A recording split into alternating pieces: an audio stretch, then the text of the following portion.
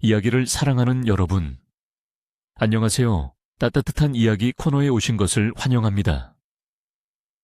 이곳은 진심을 담아 이야기를 들려드리는 공간입니다. 편안한 마음으로 감동과 반전이 가득한 특별한 이야기를 즐겨주세요. 준비되셨다면 좋아요를 눌러주시고 알림 설정도 켜신 뒤 지금부터 이야기를 시작하겠습니다. 하늘의 구멍이라도 뚫린 듯 장대비가 쏟아지기 시작한 지 벌써 닷새가 넘어가고 있었는데 마을 앞을 흐르는 한탕항의 물빛은 기이하게도 맑고 투명하여 보는 이의 등골을 서늘하게 만들었다. 보통 때 같으면 상류에서 쓸려 내려온 황토와 잡동사니로 인해 붉고 탁한 흙탕물이 넘실거려야 마땅했지만 이번 장마는 세상의 이치를 거스르는 것처럼 강바닥의 자갈 하나하나가 훤히 들여다보일 정도로 물이 맑아 바닥의 모래알까지 셀 수 있을 지경이었다. 마을 어귀의 정자나무 아래에 모여 앉은 노인들은 곤방대를 입에 문 채 말없이 강물만 응시하고 있었는데 그들의 눈빛에는 홍수를 걱정하는 근심 대신 알 수 없는 두려움이 짙게 깔려 있었다. 평생을 이 강가에서 살아온 촌장 박씨가 떨리는 손으로 마른 입술을 훔치며 내 평생 장마철에 이토록 맑은 물이 흐르는 것은 처음 보네. 마치 누군가가 강물 전체를 정화하고 있는 것 같지 않은가? 라고 낮게 중얼거리자 주변의 노인들도 고개를 끄덕였다. 강물이 맑아진 것뿐만 아니라 물고기들이 떼를 지어 수면 위로 튀어오르는 현상 또한 예사롭지 않았는데 그 수가 너무 많아 그물을 던지기만 하면 만선이 될 지경이었다. 어부들이 잡아올린 물고기들은 하나같이 비늘이 옥처럼 빛나고 살이 통통하게 올라 있었지만 마을 사람 중 누구도 선뜻 그 물고기를 잡아 매운탕을 끓여 먹으려 하지 않았고 오히려 둑방에 다시 놓아주며 혹시 모를 재앙을 피하려 애썼다. 물고기가 넘쳐나면 응당 몰려들어야 할 백로와 외가리들은 온데간데 없이 사라져버렸고 강변의 버드나무 가지 위에는 빗방울 떨어지는 소리만 요란할 뿐 새 울음소리는 전혀 들리지 않았다. 짐승들이 먼저 기운을 감지하고 피한다는 옛말이 틀리지 않은 듯 마을의 개들도 강 쪽을 향해 짖는 것을 멈추고 꼬리를 뒷다리 사이로 말아 넣은 채 집마루 밑으로 기어들어가 숨을 죽이고 있었다. 해가 지고 어둠이 깔리면 강물 소리는 더욱 기이하게 변해갔는데 평소에 우렁찬 물살 소리가 아니라 마치 거대한 비단천이 바위 위를 스치며 지나가는 듯한 사각거리는 소리가 들려왔다. 잠자리에 든 아이들이 이유 없이 울음을 터뜨리며 잠투정을 부리기 시작했고 어른들 또한 쉽사리 잠을 이루지 못한 채 창호지 문 너머로 들려오는 그 낯선 물소리에 귀를 기울이며 밤새 뒤척여야만 했다. 아낙네들은 빨랫감을 가득 이고도 강가로 내려가는 것을 주저했는데 맑은 물이 유혹하듯 흐르고 있었지만 그 물에 손을 담그면 무언가 불길한 기운이 옮겨붙을 것만 같은 막연한 공포가 그들의 발목을 잡았다. 빨래터에 쪼그리고 앉아 방망이질을 하던 칠성댁이 문득 고개를 들어 상류 쪽을 바라보았을 때 자욱한 물안개 사이로 희미한 움직임이 보인 것 같았으나 그녀는 서둘러 눈을 비비며 헛것을 보았다고 스스로를 다독였다. 비는 그칠 기미를 보이지 않았지만 천둥이나 번개는 한 번도 치지 않았고 오직 끊임없이 쏟아지는 빗줄기와 침묵하듯 흐르는 맑은 강물만이 세상의 모든 소음을 집어삼키고 있는 듯했다. 마을 사람들은 서로의 안부를 묻는 일조차 조심스러워하며 대문을 걸어 잠갔고 관에서 나온 술라군들조차 이 기이한 정적에 압도되어 강변 순찰을 돌 때면 발소리를 죽이며 빠르게 지나가곤 했다. 마을 서당의 훈장 김진사는 오래된 서책들을 뒤적이며 과거에 이런 병고가 있었는지를 찾아보았으나 그 어떤 기록에서도 장마철에 강물이 청주처럼 맑아졌다는 이야기는 찾아볼 수 없었다. 그는 책장을 덮으며 깊은 한숨을 내쉬었고 창밖을 내다보며 자연이 순리를 거스를 때는 반드시 인간의 도리가 땅에 떨어졌거나 하늘이 노할 만한 큰일이 닥쳐올 징조다 라고 혼잣말을 하며 붓을 들어 떨리는 손으로 일기를 적어 내려갔다. 보통 장마철이면 강가에서 풍겨오던 비릿한 물 냄새와 썩은 수초 냄새가 전혀 나지 않았고, 대신 마치 오래된 사찰에서 피우는 향냄새와 비슷한 은은하고 서늘한 향기가 마을 전체를 감싸고 돌았다. 이 향기는 사람들의 마음을 차분하게 가라앉히기보다는 오히려 신경을 곤두서게 만들었으며, 들이마실 때마다 폐부 깊숙한 곳까지 차가운 기운이 스며들어 마치 얼음장 위에 누운 듯한 한기를 느끼게 했다. 밤이 깊어지자 빗줄기는 더욱 거세졌지만 강물은 여전히 범람하지 않고 정해진 수로를 따라 고요히 흘러갔는데, 이는 마치 누군가가 보이지 않는 손으로 물길을 다스리고 있는 듯한 착각을 불러일으켰다. 마을 사람들은 이불을 머리끝까지 뒤집어 쓰고 제발 이 비가 그치고 강물이 다시 예전처럼 흙탕물로 변하기를, 그래서 세상이 다시 익숙한 무질서 속으로 돌아가기를 간절히 기도하며 불안한 잠을 청했다. 마을 외땅옷에 사는 박노파는 새벽녘에 목이 말라 부엌으로 나갔다가 물항아리에 담긴 물이 강물처럼 투명하게 빛나는 것을 보고 쏘스라치게 놀라 주저앉고 말았다. 그녀는 떨리는 손으로 바가지를 들어 물을 한 모금 마셔보았는데 그 맛이 너무나 달고 시원하여 평생 마셔본 물 중에 으뜸이었으나 목구멍을 넘어가는 순간 설명할 수 없는 슬픔이 밀려와 이유도 모른 채 펑펑 눈물을 쏟아냈다. 동이 트기 전 가장 어두운 시각, 마을 전체가 숨을 죽이고 있을 때 강 상류 쪽에서 아주 미세하지만 분명한 소리가 들려오기 시작했는데, 그것은 빗소리에 묻혀 거의 들리지 않았지만 규칙적인 박자를 가지고 있었다. 누군가가 젖은 천을 두드리는 듯한 툭, 툭 하는 둔탁하고도 느린 소리가 안개 낀 강면을 타고 내려와 잠들지 못한 이들의 귓가에 맴돌기 시작했다. 오늘 들려드릴 이야기는 순수한 창작물로 오직 오락과 감상을 위한 내용이며 실제 인물이나 사건과는 전혀 관련이 없음을 알려드립니다. 그 소리는 하룻밤의 꿈이나 착각으로 끝나지 않았고 다음날 새벽에도, 그리고 그 다음날 새벽에도 어김없이 들려와 마을 사람들의 귓가를 맴돌았다.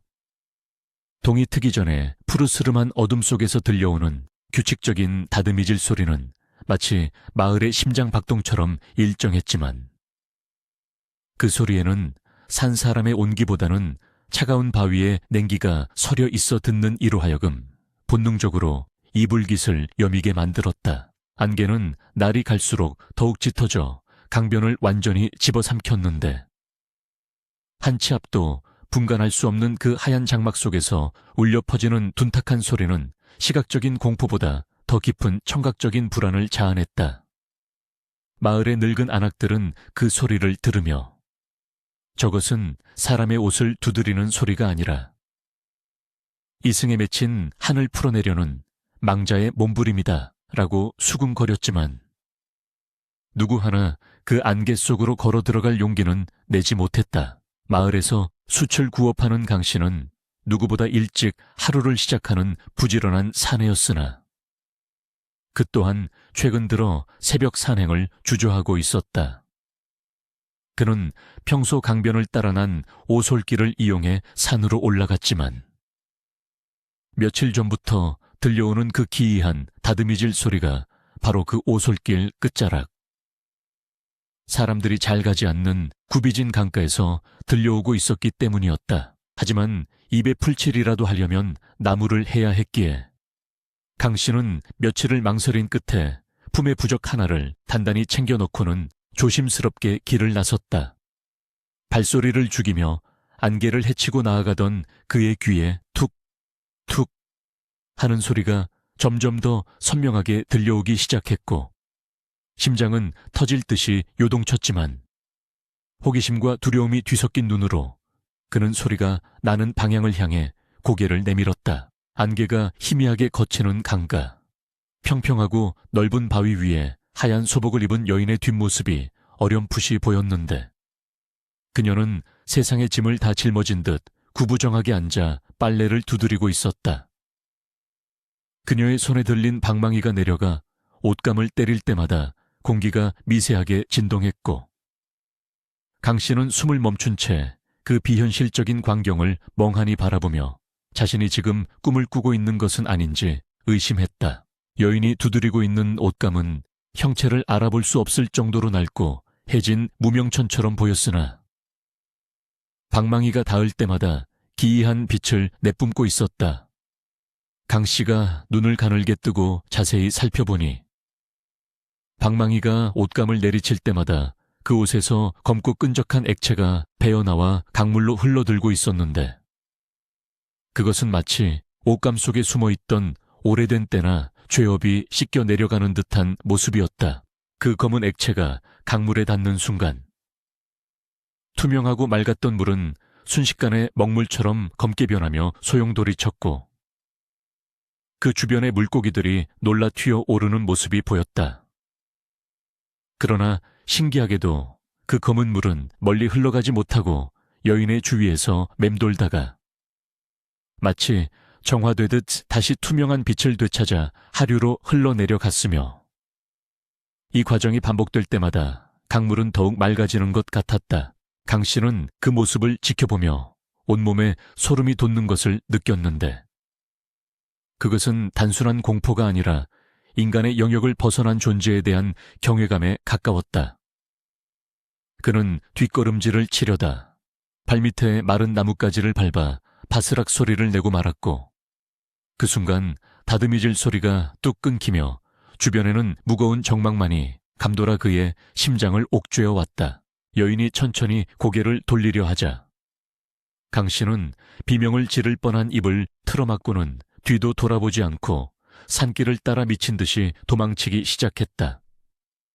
등 뒤에서 다시 툭, 툭 하는 소리가 들려오기 시작했을 때야 그는 안도의 한숨을 내쉬었지만, 다리가 풀려 몇 번이나 넘어지면서도 마을 어귀에 닿을 때까지 멈추지 않고 달리고 또 달렸다. 마을 주막에 도착한 강 씨는 사색이 된 얼굴로 막걸리 한 사발을 들이켜며 자신이 본 것을 털어놓았지만, 사람들은 반신반의하며 그의 말을 믿으려 하지 않았다.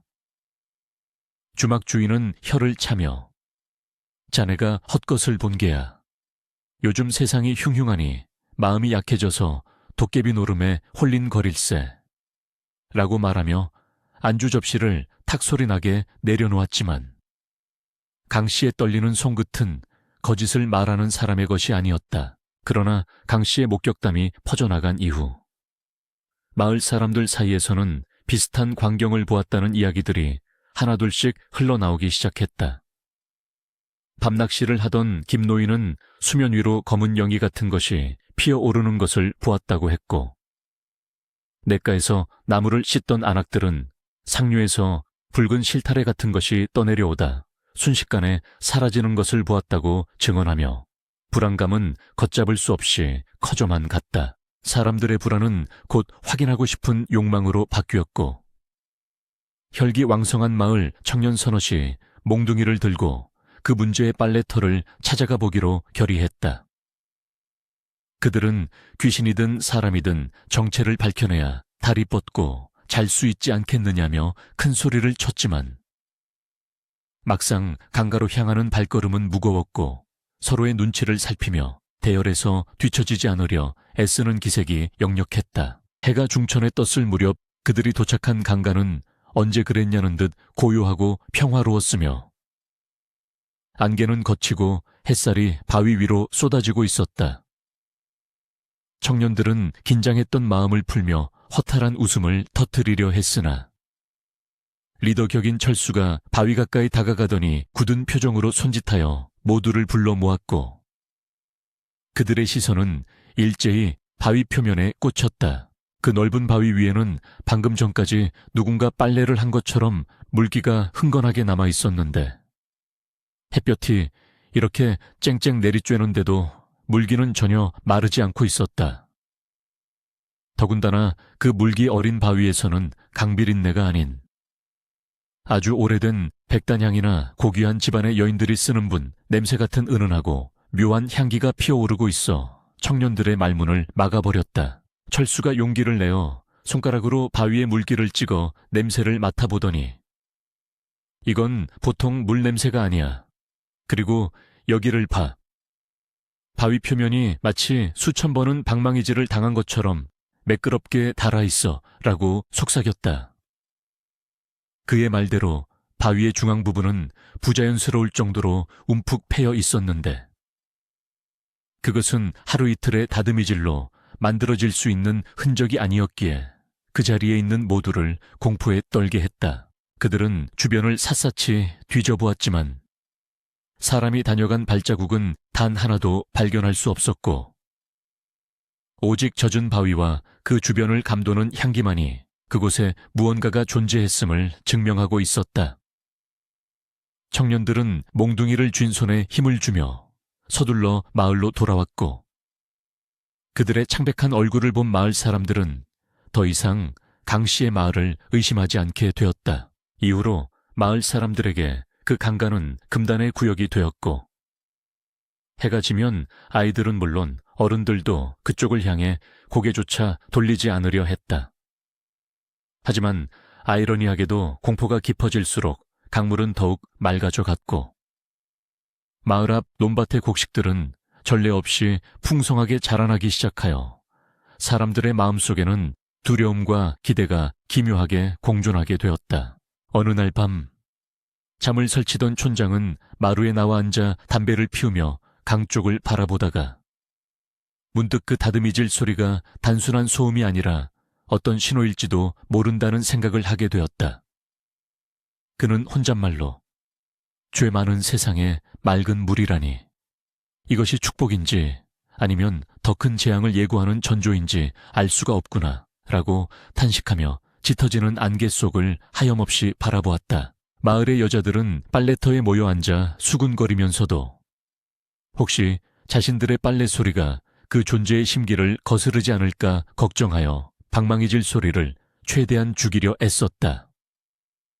그들은 빨래를 헹구면서 상류에서 맑은 물이 내려올 때마다 이 물에 닿으면 내 옷의 때뿐만 아니라 내 마음의 짐도 씻겨 내려갈까 하는 은밀한 상상을 하며 묘한 위안을 얻기도 했다. 시간이 흐르면서 마을 사람들은 점차 그 소리에 익숙해져 갔고 새벽녘의 다듬이질 소리는 닭이 우는 소리처럼 하루의 시작을 알리는 일상의 배경음이 되어갔다.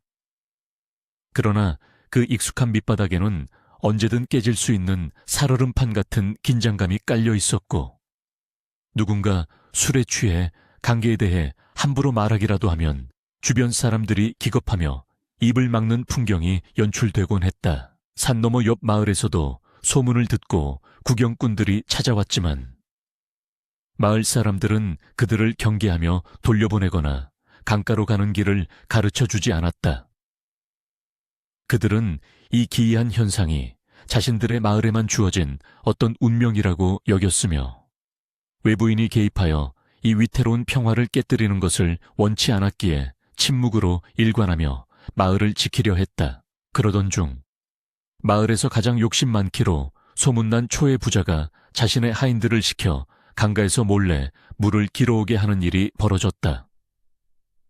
초의 부자는 그 맑은 물이 병을 고치거나 수명을 늘려주는 영약일 것이라고 믿었고 남들보다 먼저 그 효험을 독차지하고 싶은 탐욕에 눈이 멀어 마을의 암묵적인 금기를 깨뜨리고 만 것이었다. 하인들은 두려움에 떨며 강가로 나갔지만 물을 깃는 순간 강물이 갑자기 흙탕물처럼 탁해지며 악취를 풍겼다는 보고를 듣고 최 부자는 대로하며 하인들을 매질했다.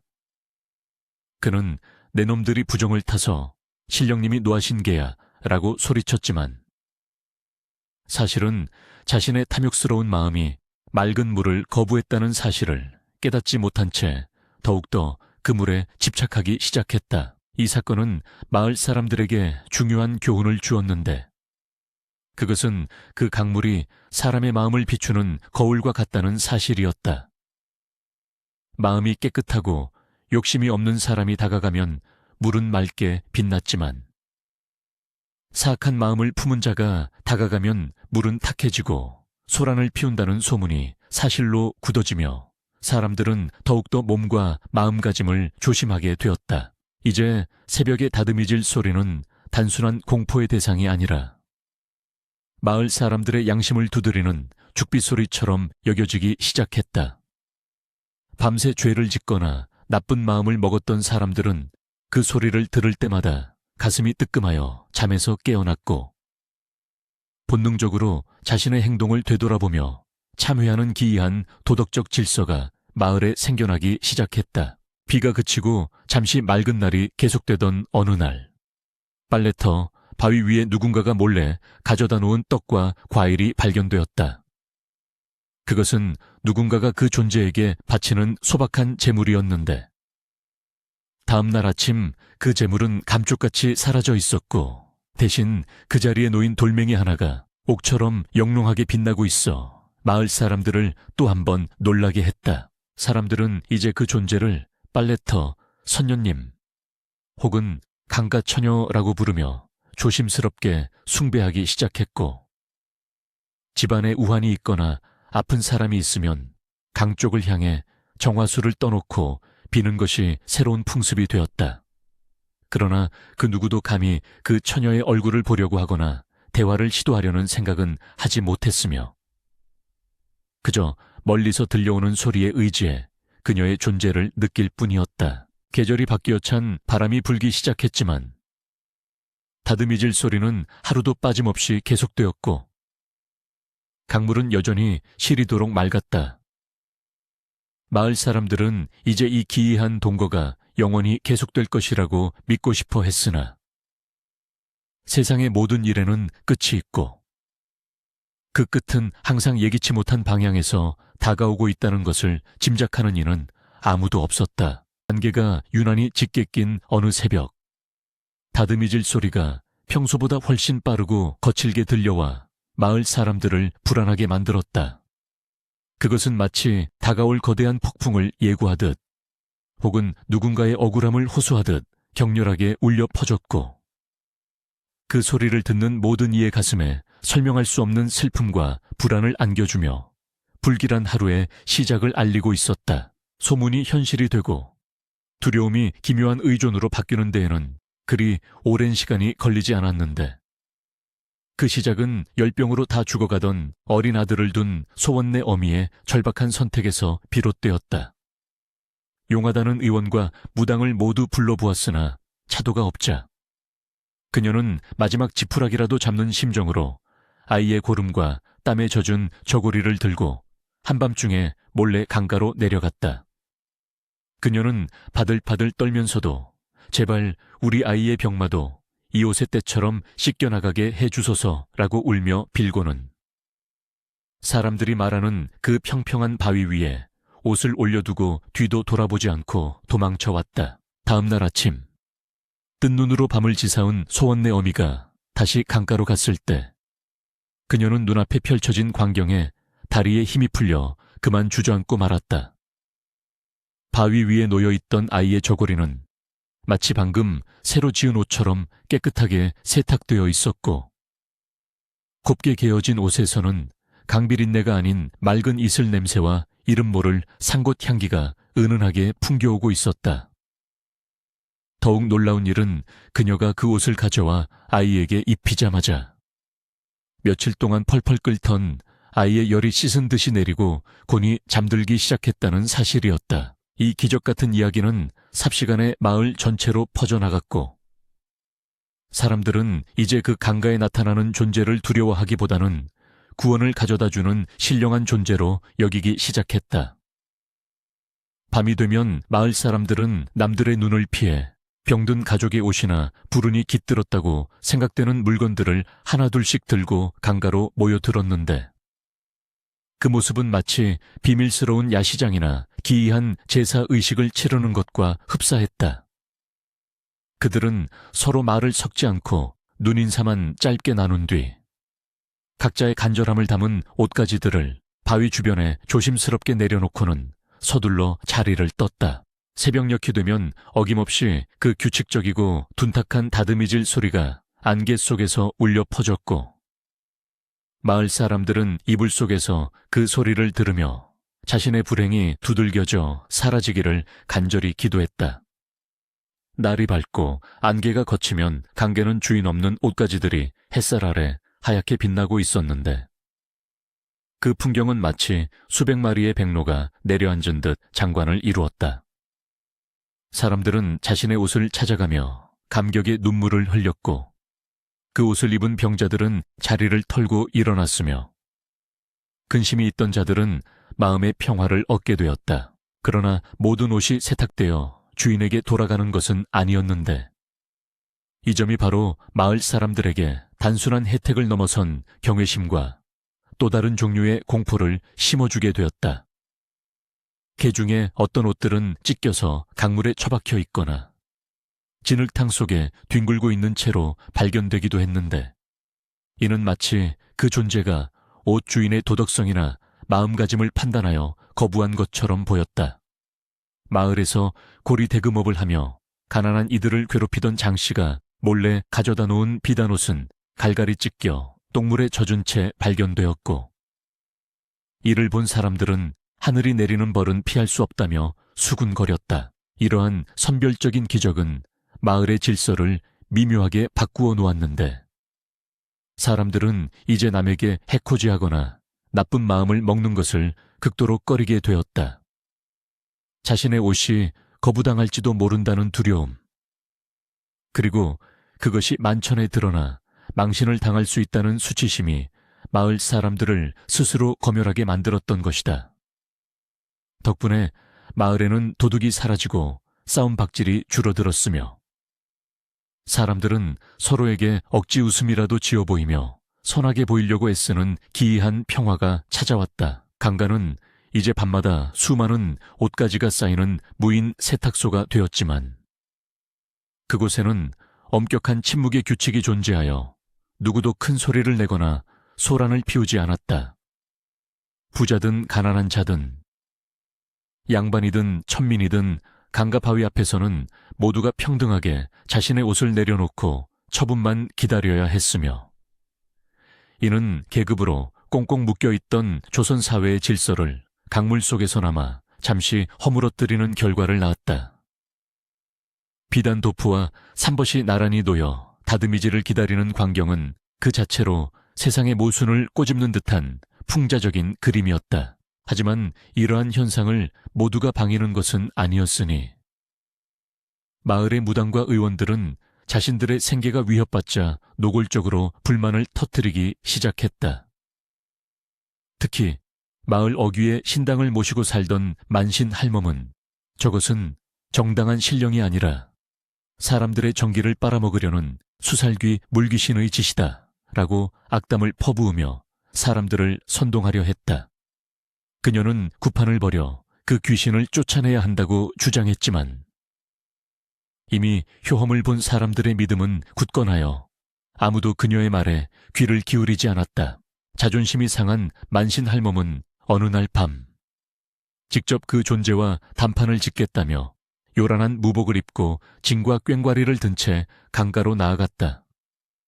그녀는 바위 앞에서 춤을 추며 주문을 외우고 쌀을 뿌리며 귀신을 위협하려 했으나, 다듬이질 소리는 멈추지 않았고 오히려 그 소리가 꽹과리 소리를 압도할 만큼 커지기 시작했다.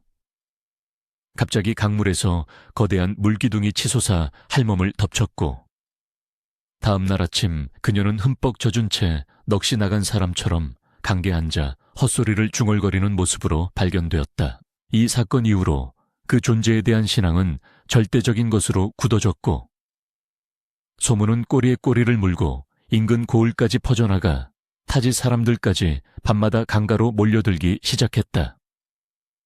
밤이 되면 강으로 이어지는 산길에는 옷보따리를 맨 사람들의 행렬이 반딧불이처럼 이어졌고, 그들의 발소리는 마치 순례자들의 기도소리처럼 산자락을 울렸다. 마을 주막은 몰려드는 외지인들로 인해 북새통을 이루었고, 뜻하지 않은 호황에 마을 경제가 살아나는 기현상까지 벌어졌다. 그러나 사람이 모이는 곳에는 언제나 새로운 문제가 싹트기 마련이라. 외지인들 사이에서 좋은 자리를 차지하기 위한 다툼이 벌어지기도 하고, 남의 깨끗해진 옷을 훔쳐가려는 좀도둑들이 나타나기도 했다. 마을 청년들은 자경단을 조직하여 강가를 지켜야 했고, 엄숙하고 신성했던 의식의 장소는 점차 인간의 욕망이 뒤엉키는 혼란스러운 시장터처럼 변질되어 가고 있었다. 그럼에도 불구하고 새벽이 되면 어김없이 들려오는 다듬이질 소리는 그 모든 소란을 잠재우고 강가를 다시금 엄숙한 정화의 공간으로 되돌려 놓았다. 강물의 색깔 변화 또한 더욱 빈번하고 다채로워졌는데, 사람들이 가져다 놓은 옷의 사연에 따라 물빛이 시시각각 변한다는 소문이 돌았다. 억울한 누명을 쓴 사람의 옷을 빨 때는 물이 핏빛으로 붉게 물들었고, 병든 자의 옷을 빨 때는 검은 잿물 같은 것이 흘러나왔으며, 순수한 아이들의 옷을 빨 때는 은하수처럼 반짝이는 물결이 일렁였다. 사람들은 아침마다 강물의 색깔을 보며 지난밤에 씻겨 내려간 세상의 죄와 고통의 무게를 가늠하곤 했다. 서당의 훈장 김진사는 이 모든 광경을 지켜보며 기쁨보다는 깊은 우려를 표했는데, 그는 인간이 스스로 뉘우치고 닦아야 할 업보를 저리 손쉽게 남의 손을 빌려 씻어내려 하니 이는 하늘의 도리를 어지럽히는 일이다 라고 한탄했다. 그는 사람들이 죄를 짓는 것을 두려워하기보다는 죄를 지어도 강가에 가서 씻으면 그만이라는 안일한 생각을 갖게 될까 걱정했던 것이다. 실제로 일부 부유한 상인들은 뇌물을 주고받은 더러운 옷을 매일같이 내놓으며 자신들의 부정을 세탁하려 들기도 했다. 그러던 어느 날, 한양에서 내려온 고위 관료의 첩이 부림의 고통을 씻어내고자 자신의 속옷을 강가에 내놓는 일이 있었다. 그녀는 비단 보자기에 싼 옷과 함께 금덩이를 바위 위에 올려두었는데, 이는 신령한 존재조차 제물로 회유할 수 있다고 믿은 어리석은 행동이었다. 다음 날 아침, 그녀의 속옷은 갈갈이 찢겨 나뭇가지에 걸려 있었고, 금덩이는 강물 속 깊은 곳으로 사라져 찾을 길이 없었다. 이 사건은 사람들에게 그 존재가 결코 인간의 잣대로 거래할 수 있는 대상이 아니라는 것을 다시 한번 확인시켜 주었다. 재물이나 권력은 그 강가에서 아무런 힘을 쓰지 못했으며, 오직 진실한 간절함과 뉘우침만이 그 존재의 마음을 움직일 수 있는 유일한 열쇠였다. 사람들은 찢긴 옷을 보며 두려움에 떨면서도, 한편으로는 세상 어디에서도 볼 수 없는 공정한 심판의 묘한 카타르시스를 느꼈다. 한편 관에서는 이 기이한 현상과 사람들의 집단 행동을 예의주시하기 시작했는데, 새로 부임한 형암은 이를 불어난 민심의 징조로 받아들였다. 그는 사람들이 밤마다 산속에 모여 무언가를 숭배한다는 사실 자체가 영모의 불씨가 될 수 있다고 판단했고, 이 미신을 타파하여 자신의 위엄을 세우고자 벼르고 있었다. 관아의 이방들이 마을을 돌며 염탐을 시작했고, 평화롭던 마을에는 관군의 개입을 예고하는 불길한 그림자가 드리우기 시작했다. 마을 사람들도 본능적으로 다가올 위기를 감지하고 있었지만 이미 그들은 그 강가에 너무 깊이 의존하고 있었다. 아픈 아버지를 둔 효녀도, 빚에 쪼들리는 농부도, 자식을 낳지 못해 구박받는 며느리도, 모두가 그 강가에서 들려오는 다듬이질 소리에 자신의 운명을 걸고 있었다.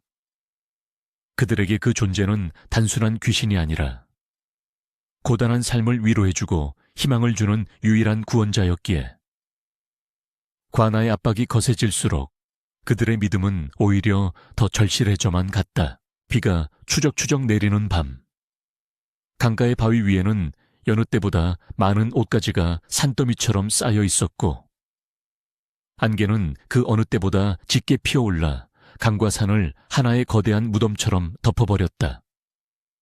사람들은 숨을 죽인 채 어둠 속에서 들려올 소리를 기다렸고, 마치 그들의 불안한 마음을 대변하듯 바람소리가 새우산하게 울부짖었다. 잠시 후 안개를 찢고 들려온 다듬이질 소리는 평소의 차분한 리듬이 아니라 무언가에 쫓기듯 다급하고 격렬하게 들려와 사람들의 가슴을 서늘하게 만들었다. 마을이 기이한 활기로 들썩이고 있을 무렵 고개 너머에서 낡은 승복을 걸친 노승 하나가 대나무 지팡이를 짚으며 내려오고 있었는데 그의 눈은 멀어 하얗게 탁해져 있었으나 발걸음은 마치 모든 길을 훤히 꿰뚫고 있는 듯 거침이 없었다. 바람에 날리는 그의 회색 옷자락에서는 오래된 흙냄새와 향냄새가 섞여났고 마르디말은 그의 얼굴에는 세월의 풍파를 견뎌낸 깊은 주름이 훈장처럼 새겨져 있어 보는 이로 하여금 저절로 고개를 숙이게 만드는 위험이 서려 있었다. 노승은 마을 어귀에 들어서자마자 걸음을 멈추고 코를 킁킁거리며 공기 냄새를 맡았는데 보통 사람들에게는 향긋하게 느껴지는 그 강변의 꽃향기가 그에게는 역겨운 비린내로 느껴지는 듯 미간을 깊게 찌푸렸다.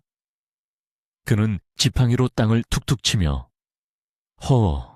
이곳에 인과를 거스르는 기운이 가득하구나. 공짜로 얻은 복은 빛보다 무서운 법인데 사람들이 그것을 모르고 있구나 라고 낮게 탄식했으나 옷보따리를 이고 바쁘게 오가는 사람들은 아무도 그에게 눈길을 주지 않았다. 목이 말라 우물게 앉아있는 안악들에게 물 한 모금을 청하였으나 안악들은 강개 옷을 가져다 놓을 생각에 마음이 급해 노승을 본체 만체하며 지나쳐 버렸고 개 중에는 재수없게 웬 눈먼중이 아침부터 길을 막느냐며 혀를 차는 이도 있었다.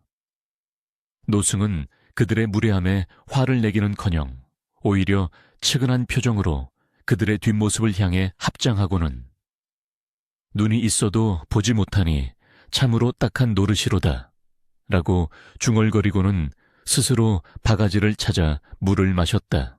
노승이 강가에 도착했을 때 그곳은 이미 수많은 사람으로 북적이고 있었는데 그의 귀에는 사람들의 웅성거림보다 강물 깊은 곳에서 울려 퍼지는 찢어질 듯한 비명소리가 더 크게 들려와 귀를 막고 싶을 지경이었다. 그는 지팡이 끝으로 강가의 자갈을 더듬으며 물가로 조심스럽게 다가갔고 그곳의 감도는 서늘하고 묵직한 공기의 흐름을 느끼며 이 현상의 정체가 예사롭지 않음을 단번에 간파했다. 사람들은 좋은 자리를 차지하기 위해 노승을 밀치며 비키시오. 여기는 빨래를 놓는 곳이지 돌을 닦는 곳이 아니오 라고 소리쳤지만 노승은 꿈쩍도 하지 않고 강물을 향해 서서 무언가를 듣는 듯 고개를 기울였다. 그는 보이지 않는 눈으로 강물 위를 응시하며 자네들은 지금 옷의 때를 씻는 것이 아니라 자네들이 짊어져야 할 업보를 이 강물에 떠넘기고 있네. 그 빚이 어디로 가겠는가 라고 준엄하게 꾸짖었지만 사람들은 미친 늙은이의 헛소리라며 비웃을 뿐이었다. 그때 소란을 듣고 다가온 훈장 김진사가 노승의 범상치 않은 기운을 알아보고 사람들을 제지하며 정중하게 예를 갖추어 인사했다. 김진사는 스님, 마을 사람들이 무지하여 결례를 범했으니 용서하십시오. 하오나 스님의 말씀이 심상치 않게 들리니 도대체 이 강가에서 무엇을 느끼신 것인지 가르침을 주실 수 있겠습니까?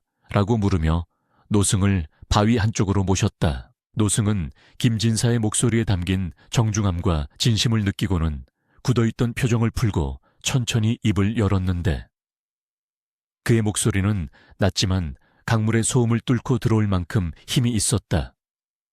내 눈에는 옷가지가 보이지 않고 다만 검붉은 피가 거꾸로 흐르는 강물이 보여 사람들이 자신의 죄와 고통을 씻어내고 기뻐하지만 그 더러운 물은 사라지는 것이 아니라 어딘가에 차곡차곡 쌓이고 있음이야.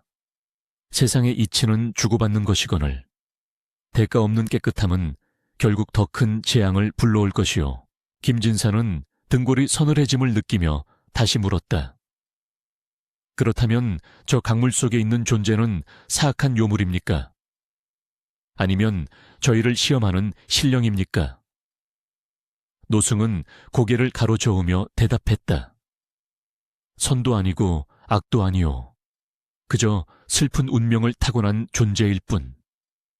그녀는 자신의 의지로 빨래를 하는 것이 아니라 천형처럼 주어진 임무를 수행하고 있을 뿐이오. 그런데 인간들이 그 고단한 어깨에 자신들의 욕망까지 얹고 있으니 그 무게를 어찌 감당하겠소. 노승은 자리에서 일어나 지팡이로 물가를 더듬어 빨래터, 바위 가까이 다가갔는데 사람들은 그가 옷을 훔치려나 싶어 경계의 눈빛을 보냈지만 그는 그저 바위 앞에 서서 정중하게 허리를 굽혀 절을 올렸다. 그것은 귀신에 대한 두려움의 표시가 아니라 고통받는 영혼에 대한 깊은 위로와 존중의 표현이었으며 그 순간 소란스럽던 관계는 잠시나마 엄숙한 침묵이 흘렀다. 많이 고단하시겠소. 내 비록 힘없는 늙은 중이나 그대의 고통을 조금이나마 나누어지고자 하오. 노승이 허공을 향해 나지막이 속삭이자 잔잔하던 강물에 갑자기 둥근 파문이 일며 노승의 발치까지 물이 차올랐다가 부드럽게 빠져나갔다. 마치 그 존재가 노승의 인사를 받아들인 듯 혹은 자신의 마음을 알아주는 이를 만나 눈물을 흘린 듯한 그 광경에 지켜보던 사람들은 숨을 죽였다. 그날 이후로 노승은 마을을 떠나지 않고 강가 버드나무 아래에 거적을 깔고 자리를 잡았는데 그는 밤낮으로 그곳에 앉아 목탁을 두드리며 연부를 외우기 시작했다. 새벽녘 안개 속에서 다듬이질 소리가 툭, 툭 하고 들려오면 노승의 목탁 소리도 똑, 똑 하고 그 박자를 맞추어 울려 퍼졌는데 그 두 소리는 묘한 조화를 이루며 강가의 공기를 진동시켰다. 마을 사람들은 처음에는 그 목탁 소리가 빨래의 효험을 떨어뜨릴까봐 노승을 쫓아내려 했지만 김진사가 나서서 스님은 우리를 위해 기도해 주시는 것이니 건드리지 말라고 엄명을 내려 겨우 잠잠해졌다. 사람들은 점차 그 목탁 소리에 익숙해졌고 빨래를 맡기러 왔다가 노승의 연불 소리를 들으면 이유 모를 죄책감에 고개를 숙이고 서둘러 돌아가곤 했다. 노승은 찾아오는 사람들에게 빨래를 맡기지 말라고 강요하지는 않았으나 빨래를 놓고 가는 사람들에게 항상 한마디씩 던지는 것을 잊지 않았다. 옷의 때는 물이 씻어주지만 마음의 때는 스스로 씻어야 하오.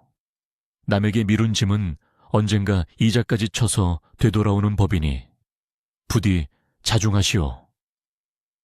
그의 말은 사람들의 양심을 찔렀으나 이미 기적에 중독된 사람들의 귀에는 그저 지나가는 바람소리처럼 들릴 뿐이었다. 어느 날 밤 호기심 많은 아이들이 노승에게 다가가 스님은 왜 잠도 안 자고 계속 목탁만 두드리세요? 라고 묻자 노승은 빙그레 웃으며 대답했다. 저 물속의 처녀가 너무 외롭고 힘들지 않으냐? 내가 장단을 맞춰 주어야 덜 심심하고 덜 힘들지 않겠느냐? 그리고 내가 이렇게 빌어야 저 탁한 물이 땅을 썩게 만드는 것을 조금이라도 늦출 수 있단다.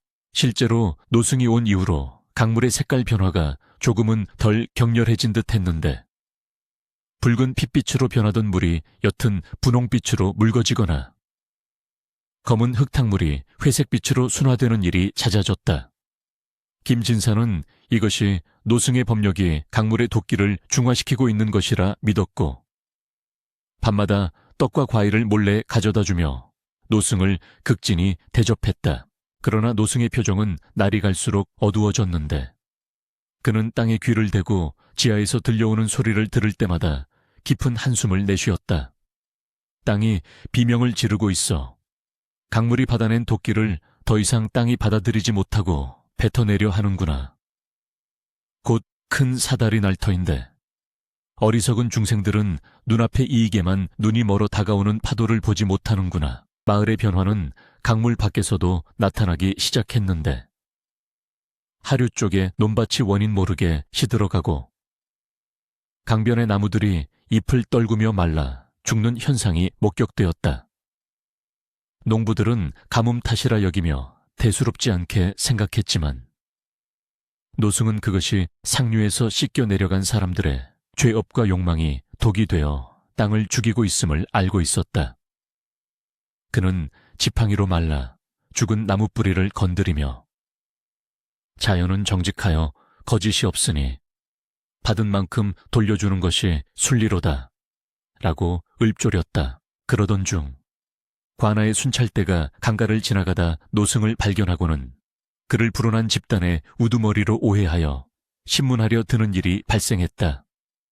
포졸들이 창을 들이대며 내 놈이 여기서 사람들을 현혹하는 요승이냐 라고 위협했지만 노승은 태연하게 앉아 목탁만 두드리며 나는 그저 흐르는 물을 위로할 뿐.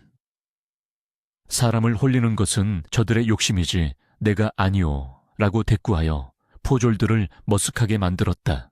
포졸들은 노승의 기세에 눌려 물러갔지만 노승은 이것이 곧 닥쳐올 관의 탄압을 예고하는 전초전임을 직감했다. 그는 그날 밤 김진사를 불러 심각한 표정으로 당부했다. 진사 영감, 곧 광에서 칼을 빼들 것이오. 힘없는 백성들이 다치지 않도록 미리 단속하시오. 그리고 저 강물의 주인이 노할 때를 대비하여 마을 사람들을 강에서 멀리 떨어지게 해야 하오. 김진사는 노승의 말에 깜짝 놀라며 대책을 물었으나 노승은 고개를 저으며 쓸쓸하게 웃었다. 인간의 힘으로 막을 수 있는 단계는 이미 지났소. 이제는 그저 하늘의 뜻과 저 처녀의 자비에 맡길 뿐. 나는 마지막 순간까지 여기서 목탁을 두드리며 그녀의 화를 달래볼 터이니 영감은 산 사람들을 챙기시오. 다음 날 새벽 다듬이질 소리는 여느 때보다 더욱 구슬프게 들려왔고 노승의 목탁 소리 또한 빨라지며 마치 진홍옥처럼 강변을 울렸다. 안개 속에서 빨래를 하던 형체는 평소보다 더욱 흐릿해 보였으나 그 주변의 물살은 거칠게 소용돌이치며 다가올 파국을 경고하고 있었다. 노승은 보이지 않는 눈을 크게 뜨고 허공을 응시하며 입술이 터지도록 연부를 외우며 온몸으로 그 불길한 기운을 막아내고 있었다. 사람들은 노승의 필사적인 기도 소리에 불안감을 느끼면서도 여전히 빨래 보따리를 손에 쥔 채 자신의 차례가 오기만을 기다리며 줄을 서 있었다. 그들의 눈에는 탐욕과 이기심이 가득 차 있어 바로 옆에서 울부짖는 노승의 경고조차 들리지 않는 지경에 이르렀으니 이는 마치 불 속으로 뛰어드는 불나방 때와 다를 바 없는 광경이었다. 새로 부임한 조형암은 성리학의 원리 원칙을 목숨처럼 여기는 깐깐한 선비 출신으로 부임하자마자 고을에 퍼진 괴이한 소문을 듣고는 불쾌한 기색을 감추지 않았다. 그는 관아의 동원에 앉아 이방으로부터 보고를 받던 중 찻잔을 거칠게 내려놓으며 백성들이 요망한 미신에 빠져 본업을 팽개치고 밤마다 강계에 모여든다니 이는 교화가 부족한 탓이요 왕법을 능멸하는 처사다 라고 호통을 쳤다. 그의 눈에는 그 신비한 현상이 백성을 구원하는 기적이 아니라 자신의 통치 질서를 위협하고 세금을 축내는 불온한 집단 관계로밖에 보이지 않았던 것이다. 조형암은 즉시 관아의 육방 관속들을 소집하여 비상대책회의를 열었는데 그는 이 자리에서 귀신 노름으로 혹세무민하는 자들을 엄벌에 처하고 문제의 강가를 원천 봉쇄하여 다시는 얼씬도 못하게 하라는 서리빨 같은 금지령을 내렸다. 일부 토박이 아전들이 조심스럽게 나서서 그곳은 영험한 곳이라 함부로 건드리면 동티가 날 수 있습니다 라고 만류하려 했으나 형암은 공자께서도 괴력난신은 논하지 않으셨거늘 어찌 관리라는 자들이 앞장서서 미신을 두둔하느냐며 면박을 주어 입을 다물게 했다. 다음 날 아침 평화롭던 마을에 요란한 북소리와 함께 수십 명의 포졸들이 들이닥쳤는데 그들은 창과 몽둥이로 무장하고 살기등등한 표정으로 강가를 향해 행군했다. 마을 사람들은 영문도 모른 채 겁에 질려 길가로 비켜섰고 아이들은 어머니의 치맛자락을 붙잡고 울음을 터뜨렸으며 평소 강가에서 빨래를 하던 안악들은 사색이 되어 발을 동동 구를 뿐이었다. 포졸들의 거친 군화 발소리는 고요하던 아침의 정적을 무참히 짓밟았고 그 소리는 마치 평화로운 시절의 종말을 알리는 장송곡처럼 마을 전체에 울려 퍼졌다. 강가에 도착한 포졸들은 무자비하게 행동하기 시작했는데 그들은 바위 위에 놓여있던 사람들의 옷가지와 정화수 그릇들을 발로 차서 강물에 빠뜨리고 기도를 올리던 노인들을 짐짝처럼 끌어냈다. 오늘부터 이 강가는 폐쇄한다. 누구든 얼씬거리다 잡히면 곤장으로 다스릴 것이다. 관군 대장의 고함 소리가 쩌렁쩌렁 울렸고 평소 신성시되던 제단은 순식간에 아수라장으로 변해버렸다. 버드나무 아래에서 목탁을 두드리던 노승은 포졸들이 들이닥쳐도 자리를 뜨지 않고 태연히 연부를 외우고 있었는데 한 젊은 포졸이 다가와 이 땡중이 여기가 어디라고 버티고 있어 라며 그를 거칠게 밀어 넘어뜨렸다. 노승은 바닥에 뒹굴면서도 화를 내기보다는 안타까운 표정으로 포졸을 올려다보며 젊은이, 힘을 함부로 쓰지 마시게. 그 힘이 자네를 찌르는 칼이 되어 돌아올 것이네. 라고 점잖게 타이르자 포졸은 기분이 나쁜 듯 침을 뱉고 돌아섰다. 소식을 듣고 달려온 훈장 김진사가 관군 대장에게 다가가 정중하게 읍소하며 사태를 진정시키려 애썼다. 나리, 이 강가는 마을 사람들의 마음의 안식처입니다. 비록 방식이 기이하나 해를 끼치는 일은 없으니 부디 너그러이 보살펴 주십시오. 그러나 대장은 콧방귀를 뀌며 이것은 사또의 언명이요. 양반 체면에 부끄러운 줄도 모르고 이런 미신을 옹호하다니. 김진사도 잡혀가고 싶소. 라며 으름장을 놓아 김진사를 무색하게 만들었다. 포졸들은 가져온 굵은 나무 말뚝과 거적을 이용하여 강가 진입로를 막는 울타리를 세우기 시작했는데 그들은 신성한 바위 주변의 땅을 파헤치고 말뚝을 박으며 자연을 훼손하는 것을 서슴지 않았다. 땅이 아파한다. 그만두어라. 노승이 다급하게 외쳤지만 포졸들은 들은 채도 하지 않고 망치질을 계속했고 말뚝이 하나씩 쿵쿵 박힐 때마다 강물은 고통스러운 듯 출렁거렸으며 흙탕물이 솟구쳐 올라 마치 땅이 피를 토하는 것처럼 보였다. 반나절도 지나지 않아 그 아름답던 강변은 흉물스러운 나무 울타리로 가로막혀 감옥처럼 변해버렸고 곳곳에 금지구역이라고 쓴 팻말이 붙어 살벌한 분위기를 자아냈다. 울타리 너머로 보이는 강물은 여전히 흐르고 있었지만 이제 사람들은 그 물에 손을 담글 수도 마음을 씻을 수도 없게 되었다는 사실에 망연자실하며 울타리 앞에 주저앉아 통곡했다. 해가 지고 어둠이 깔리자 마을 사람들은 집으로 돌아가지 못하고 울타리 주변을 서성거렸는데 그들의 얼굴에는 절망과 분노가 뒤섞여 있었다. 아픈 아이를 둔 어머니가 울타리를 지키는 포졸에게 다가가 제발 저고리 하나만 빨게 해주세요. 우리 아이가 죽어가요. 라고 매달리며 사정했으나 포졸은 창자루로 그녀를 밀쳐내며 물러가라 한 번만 더 얼씬거리면 옥에 가두겠다. 라고 매몰차게 거절했다. 금지령이 내려진 첫날 밤 마을에는 적막과 공포가 감돌았지만 울타리 안쪽 강가에서는 예전과는 다른 불길한 징조가 나타나기 시작했다. 포졸들이 보초를 서는 동안 강물에서 썩은 생선 냄새와 피비린내가 섞인 악취가 피어오르기 시작했고 맑았던 물빛은 점차 검푸르게 변하여 달빛조차 반사하지 않는 죽은 물처럼 보였다. 보초병들은 코를 막으며 이게 무슨 냄새야. 낮까지만 해도 멀쩡하더니 갑자기 강물이 썩기라도 했나. 라며 투덜거렸다. 새벽이 되자 어김없이 그 소리가 들려오기 시작했는데 툭, 툭 하는 다듬이질 소리는 평소보다 훨씬 크고 날카롭게 들려와 보초병들의 신경을 긁어댔다.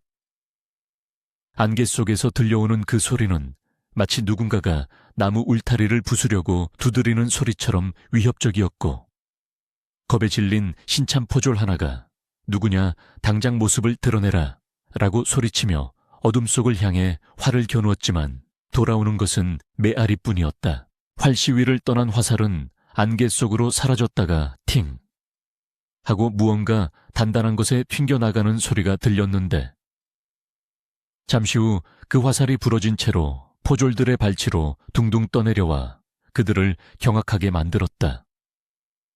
대장은 겁먹지 마라. 저것은 그냥 물살 소리일 뿐이다.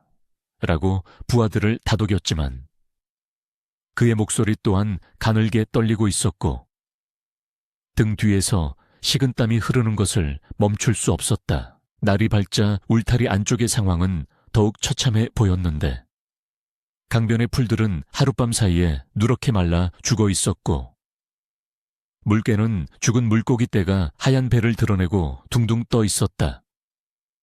이는 마치 강물이 인간의 억압에 대해 분노를 표출하는 듯한 섬뜩한 광경이었으나 보고를 받은 조형암은 가뭄 때문에 물이 상한 것일 뿐이다라고 일축하며 오히려 경비를 강화하라고 지시했다. 빨래를 하지 못한 마을의 병자들은 상태가 급격히 악화되기 시작했고 마음의 위안을 얻지 못한 사람들은 불안 증세와 함께 난폭해지기 시작했다. 마을 곳곳에서 다툼이 벌어지고 억눌려 있던 불만들이 터져나오면서 인심이 흉흉해졌는데 사람들은 이 모든 재앙이 형암의 금지령 때문이라고 믿으며 관할을 향해 저주를 퍼부었다.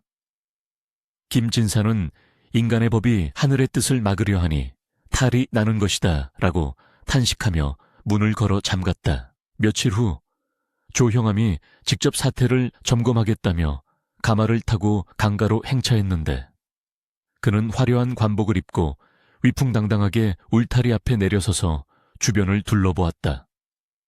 그는 울타리 밖에서 여전히 목탁을 두드리고 있는 노승을 발견하고는 혀를 차며 다가갔다. 네 이놈, 아직도 여기서 요소를 퍼뜨리고 있느냐. 내 너를 당장 옥에 가둘 수도 있으나 늙은이가 불쌍하여 봐주는 것이니 썩 꺼지거라. 노승은 목탁 두드리는 손을 멈추고 천천히 고개를 들어 형암의 목소리가 들리는 쪽을 향했는데 그의 탁한 눈동자가 마치 형암의 속을 꿰뚫어 보는 듯하여 형암은 순간적으로 움찔했다. 사또. 소승은 강물을 지키는 것이 아니라 사또의 병사들을 지키고 있는 것입니다. 이 울타리를 걷지 않으면 머지않아 이 안에서 갇힌 것은 강물이 아니라 바로 인간들이 될 것입니다. 형암은 노승의 불길한 예언에 자존심이 상하여 얼굴이 불그락푸르락해졌고 내 놈이 감히 관장을 능멸하느냐 여봐라. 저 땡중을 당장 끌어내어 마을 밖으로 내치거라 라고 소리쳤다. 포졸들이 달려들어 노승을 강제로 일으켜 세우고 질질 끌고 가려 하자 노승은 저항하지 않고 끌려가면서도 강 쪽을 향해 부디 노여움을 푸소서. 저들은 아무것도 모릅니다 라고 크게 외쳤다. 노승이 끌려간 후 형암은 보란듯이 울타리 문을 열고 강가로 들어갔는데 그가 발을 내딛자마자 잔잔하던 강물이 갑자기 크게 일렁이며 그의 신발을 적셨다.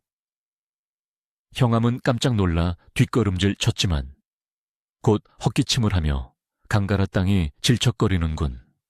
바닥을 더 단단히 다져라 라고 애써 태어난 척 명령했다.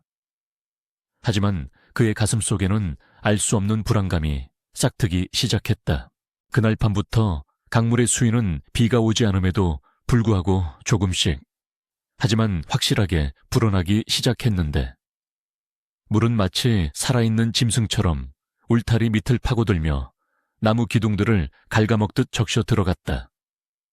보초를 서던 병사들은 발밑에서 들려오는 꾸르륵 하는 소리에 쏘스라치게 놀라며 서로의 얼굴만 쳐다보았고, 강물이 자신들을 서서히 포위하고 있다는 공포에 사로잡혀 감히 잠들지 못했다. 울타리 밖 마을에서는 몰래 빠져나온 사람들이 어둠 속에 숨어서 강 쪽을 지켜보고 있었는데, 그들은 광운의 감시를 피해 울타리 틈으로 자신들의 속옷이나 버선 같은 작은 빨래들을 던져 넣으려 시도했다.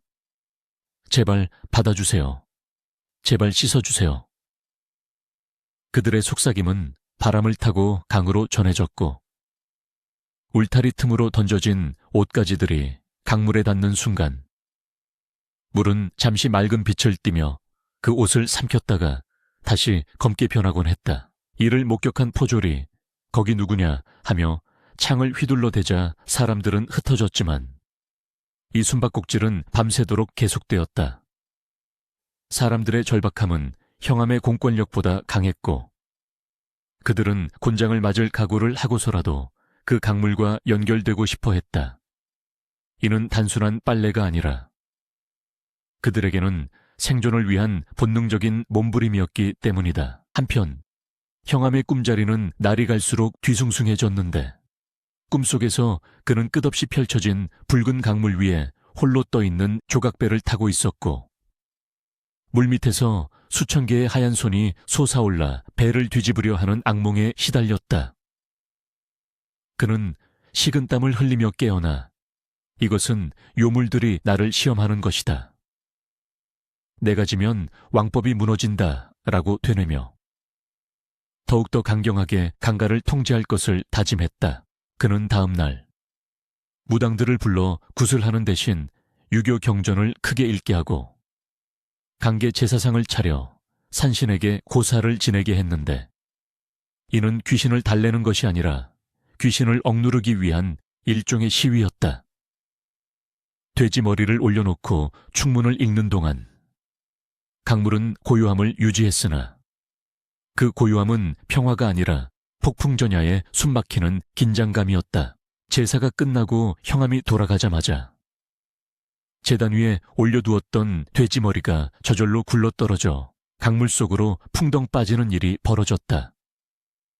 병사들은 기겁하며 돼지머리를 건지려 했으나 물속으로 사라진 돼지머리는 다시는 떠오르지 않았고, 대신 그 자리에서 붉은 거품이 보글보글 올라와 보는 이들을 공포의 도가니로 몰아넣었다. 이 기이한 현상들은 병사들의 사기를 완전히 꺾어 놓았고, 그들 사이에서는 이러다 우리 모두 물귀신이 되는 것 아니냐는 패배주의가 만연하기 시작했다.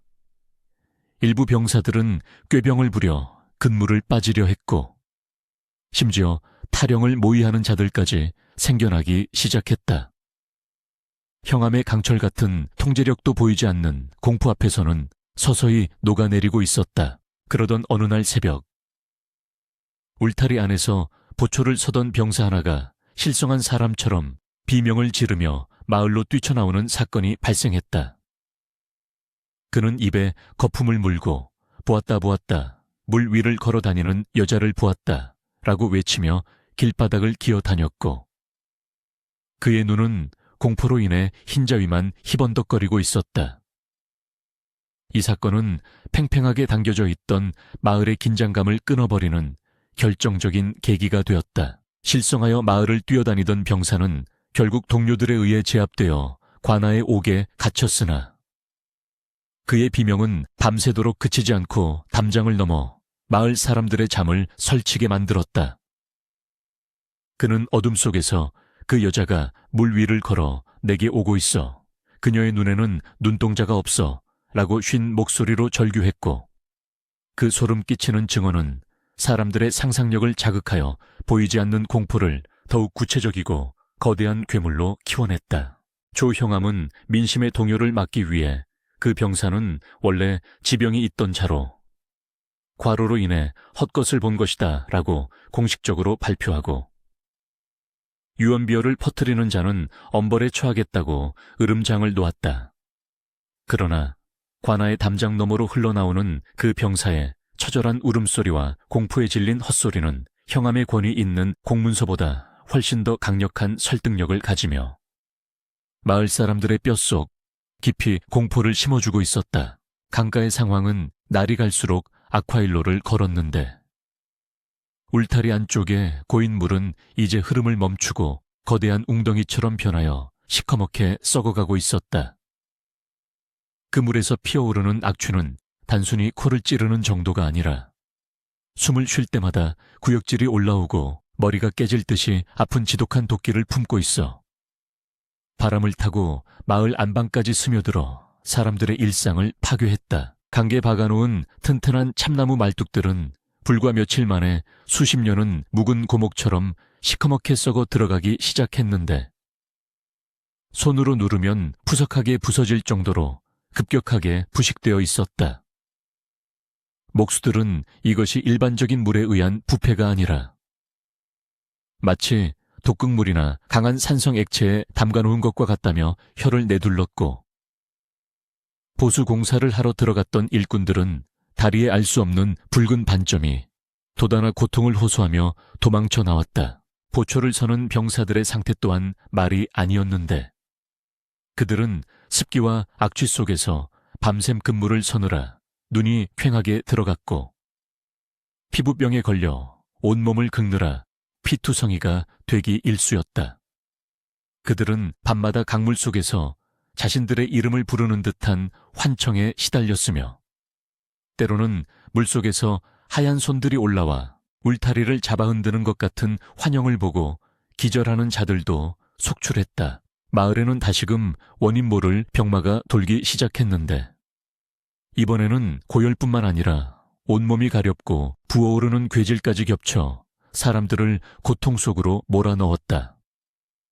사람들은 예전처럼 강가에 가서 옷을 빨면 나을 것이라 믿었지만 굳게 닫힌 울타리와 살기등등한 광군들 때문에 접근조차 할 수 없어 발만 동동 구를 뿐이었다.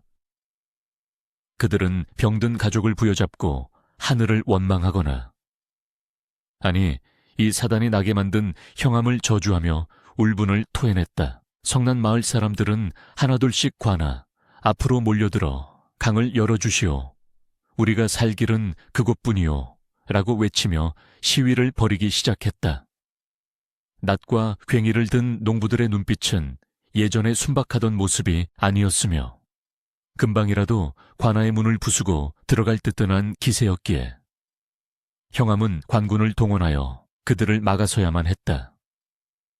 관아 앞마당은 백성들의 통곡 소리와 병사들의 고함 소리가 뒤섞여 아수라장이 되었다.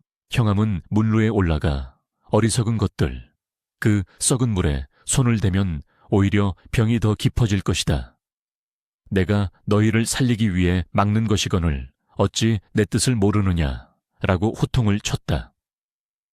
그는 자신이 이성적이고 올바른 판단을 하고 있다고 확신했으나 그의 논리는 이미 초자연적인 공포와 절망에 사로잡힌 백성들에게는 아무런 설득력을 갖지 못하는 공허한 메아리에 불과했다. 훈장 김진사는 자신의 일기장에 떨리는 필체로 용이 놓아였다. 인간이 흙으로 물길을 막고 나무로 신을 가두려 하니 자연이 그 오만함을 벌하려 한다. 이 재앙은 형암 한 사람의 탓이 아니오. 그동안 요행을 바라고 죄를 씻으려 했던 우리 모두의 업보가 터져 나온 것이다. 라고 적으며 다가올 파국을 예감하고 있었다.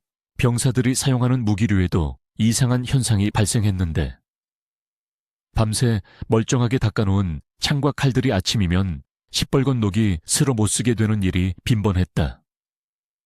대장간의 대장장이가 아무리 나를 다시 세워도 강가 근처에만 가면 쇠붙이들이 마치 늙어버리듯 부식되는 현상은 인간의 무력이 이 초자연적인 힘 앞에서는 아무런 소용이 없다는 것을 보여주는 듯 했다. 새벽에 다듬이질 소리는 이제 툭, 툭 하는 규칙적인 소리가 아니라 쾅, 쾅 하며 바위를 부수려는 듯한 파괴적인 굉음으로 변해 있었다. 그 소리가 날 때마다 땅이 지진이 난 듯 미세하게 진동했고 울타리의 말뚝들이 저절로 뽑혀 나가거나 부러지는 일이 발생하여 병사들은 공포에 질려 뒷걸음질 쳤다. 그것은 빨래를 하는 소리가 아니라 갇혀있는 맹수가 우리를 부수기 위해 몸부림치는 소리 같았다. 어느 비바람 몰아치던 밤. 순찰을 돌던 병사 하나가 발을 헛디뎌 썩은 울타리와 함께 강물 속으로 추락하는 사고가 발생했다. 동료들이 밧줄을 던져 간신히 그를 건져 올렸을 때 그의 다리에는 누군가가 강하게 움켜쥔 듯한 검푸른 손자국이 선명하게 찍혀 있었다. 그 병사는 물속에 수백 명이 있어 라고 중얼거리다 기절해 버렸고, 이 사건으로 병사들의 사기는 바닥을 쳤다. 형암은 상황이 심상치 않게 돌아가자 최후의 수단으로 강가에 문제되는 바위를 아예 흙으로 덮어버리려는 계획을 세웠다. 그는 인부들을 동원하여 수십 수레의 흙과 돌을 쏟아부어 빨래터를 매립하려 했으나 흙을 아무리 쏟아부어도 강물은 그 흙을 순식간에 집어삼키거나 녹여버려 바위는 항상 그 모습을 드러냈다. 마치 강물이 입을 벌리고 인간이 던져주는 모든 것을 비웃으며 삼켜버리는 듯했다. 이 무모한 매립 작업 도중 갑자기 강물이 역류하여 인부들을 덮치는 바람에 작업은 중단되었고, 형암은 자연의 힘을 물리적으로 제압하려는 시도가 얼마나 어리석은지 뼈저리게 느껴야 했다. 그는 진흙투성이가 된 채 멍하니 강물을 바라보았는데, 그때 그는 처음으로 그 검은 물결 속에서 자신을 응시하는 듯한 서늘한 시선을 느끼고 등골이 오싹해짐을 경험했다. 마을 밖 야산 언덕 위에는 쫓겨났던 노승이 다시 나타나 며칠째 부동자세로 서서 강 쪽을 내려다보고 있었다. 그는 마을로 들어오지는 못했지만 바람을 타고 들려오는 그의 독경소리는 끊어질 듯 이어지며 마을 사람들에게 일말의 위안과 더 큰 불안을 동시에 안겨주었다. 노승은 마치 폭풍우 속의 등대처럼 다가올 재앙을 온몸으로 견디며 서 있는 듯했다.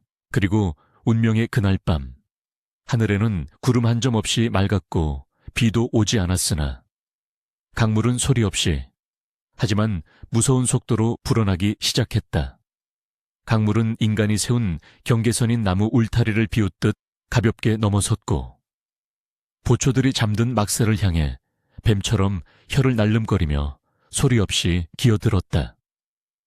물이 차오르는 소리조차 들리지 않는 그 기이한 침묵이 오히려 더 큰 공포였다. 잠결의 차가운 기운을 느끼고 깬 병사들이 눈을 떴을 때는 이미 막산이 무릎까지 물에 잠겨 있었고, 둥둥 떠다니는 신발과 집기들 사이로 검은 물이 소용돌이치고 있었다. 물이 넘쳤다, 도망쳐라. 비명과 함께 병사들은 무기를 버리고 허둥지둥 고지대로 도망쳤고, 그들이 버리고 간 초소는 순식간에 검은 물살에 휩쓸려 흔적도 없이 사라졌다.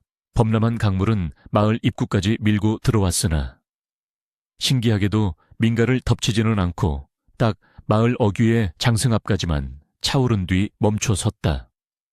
그것은 마치 내 영역은 여기까지다, 더 이상 건드리지 마라 라고 경고하는 듯한 명확한 경계선이었다. 멈춰선 물결 위로는 부서진 울타리의 잔해와 형암이 세운 금지구역 팻말이 흉물스럽게 떠다니고 있었다. 다음 날 아침, 물이 빠진 자리에는 형암이 그토록 공들여 세웠던 울타리와 초소들이 완전히 파괴되어 강가로 다시 쓸려 내려가 있었다. 강가는 다시금 태초의 모습처럼 뻥 뚫려 있었고, 그 가운데 놓인 빨래터, 바위만이 유일하게 깨끗하고 온전한 모습으로 아침 햇살을 받아 빛나고 있었다. 그것은 인간의 권력에 대한 자연의 완벽한 승리이자 조롱이었다. 이 처참한 광경을 목격한 조형암은 공포를 넘어선 극도의 분노와 수치심에 몸을 떨었다. 그는 자신의 권위가, 왕법이, 그리고 자신의 신념이 이 알 수 없는 시골의 미신 따위에 무참히 짓밟혔다는 사실을 견딜 수 없었다. 그는 흙탕물에 젖은 관복을 움켜쥐고 충혈된 눈으로 강물을 노려보며 내 기필코 저 요물의 정체를 밝혀내고야 말겠다. 피하지 않고 정면으로 맞서리라 라고 고함쳤다. 형암은 이방에게 당장 자신의 관복 중 가장 화려하고 권위 있는 흉배가 달린 옷을 준비하라고 명령했다. 그리고 자신이 직접 그 옷을 들고 강가로 나가 그 존재에게 빨래를 시켜보겠다고 선언했다. 만약 그 옷이 찢기거나 더러워진다면 그것은 요물임이 분명하니 군대를 동원해 강물을 다 퍼내서라도 씨를 말릴 것이요. 만약 빨래가 된다면 그 정체를 내 눈으로 확인하겠다는 위험천만한 도박이었다. 마을 사람들은 형암의 이 무모한 결정에 경악하며 말렸으나 독이 오를 대로 오른 형암의 귀에는 아무것도 들리지 않았다. 김진사는 고개를 저으며 사람이 오기로 하늘을 이기려 드는구나. 이제 돌이킬 수 없는 일이 벌어질 것이다. 라고 탄식했다. 노승은 멀리서 이 소식을 듣고는 깊은 한숨과 함께 마지막 기도를 올리기 위해 목탁을 다시 잡았다. 강물은 다시 잔잔해졌으나 그 깊이를 알 수 없는 검푸른 물속에서는 다가올 형암과의 대면을 준비하듯 기묘한 소용돌이가 일고 있었다. 그것은 단순한 물살이 아니라 오랜 세월 쌓여온 분노와 한, 그리고 업보가 뒤엉켜 만들어낸 거대한 에너지의 꿈틀거림이었다. 조형암은 자신의 관복, 그 중에서도 당상관의 위엄을 상징하는 쌍악 흉배가 수놓아진 붉은 비단 조복을 꺼내 들었는데 그것은 단순한 옷이 아니라 임금으로부터 하사받은 권력 그 자체이자 그의 자존심이었다. 그는 며칠 전 홍수 때 진흙탕에 빠져 더러워진 그 옷을 하인들에게 세탁하지 말라고 명해두었기에 옷자락 곳곳에는 말라붙은 진흙과 오물이 흉물스럽게 묻어있어 마치 땅에 떨어진 그의 권위를 대변하는 듯 했다.